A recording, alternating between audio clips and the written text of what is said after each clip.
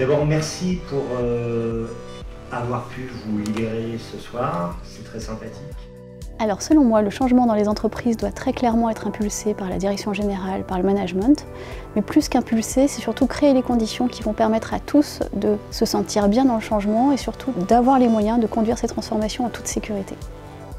Quel que soit son âge, quel que soit son genre, quel que soit son CV, quelle que soit sa position dans l'entreprise, eh bien nous avons tout un chacun les moyens d'avoir une intelligence collective. Et pour terminer, on a une deuxième révolution qui est en train d'arriver, c'est la révolution de l'économie inclusive. Il va falloir trouver des business models qui soient rentables pour la durée, mais aussi qui correspondent aux attentes sociétales et environnementales.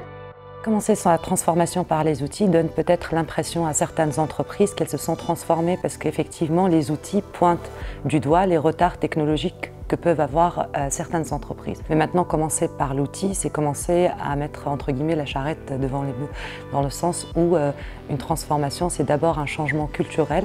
Et c'est pas parce qu'on a mis un outil qu'on s'est transformé. Il faut agir aussi sur la mentalité, sur la culture de l'entreprise, sur les rituels qu'il y a au sein de cette entreprise pour effectivement utiliser cet outil au mieux et pour qu'il lui permette d'atteindre l'objectif auquel il était destiné. Il faut absolument que les entreprises comprennent que la transformation numérique est une véritable transformation de leur business model.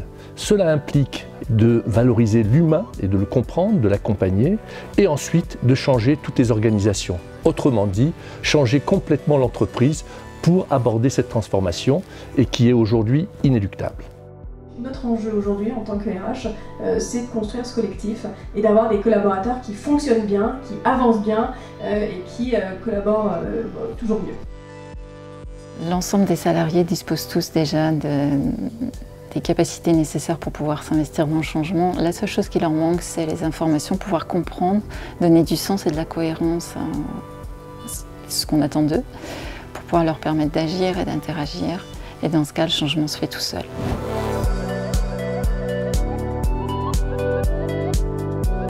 La conférence sur l'accompagnement à la transformation digitale des entreprises était vraiment même très intéressante ce soir parce qu'on avait une diversité des profils qui ont témoigné. Donc j'ai aimé cette diversité.